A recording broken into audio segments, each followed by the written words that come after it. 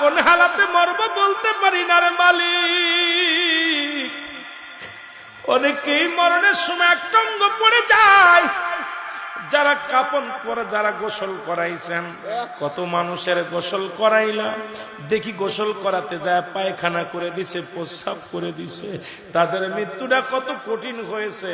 অনেকের জিহ্বাটা বাইর হয়ে যায়, এক হাত জিহ্বা বাইর হয়ে যায়, চোখ দুটি বড় বড় হয়ে যায়, চোখ দুটি আর বন্ধ করা যায় না। ইমাম সাহেব তাড়াতাড়ি চোখ দুটি বন্ধ করতে যায়, বন্ধ হয় না রে। ওই চোখ দিয়ে আজরাইল ঢুকেছে, চোখ দুটি আর বন্ধ হয় না। জিহ্বা দিয়া গাল দিয়া আজরাইল জানটা বাইর করেছে, জিহ্বাটা এক হাত বাইর হয়ে গেছে আর ভিতরে ঢোকে নাই।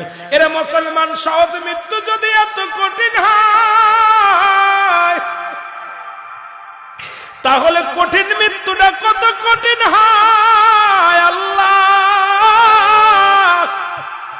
ও আমার আল্লাহ, আল্লাহ আমাদের মৃত্যুটা তুমি সহজ করে দিও।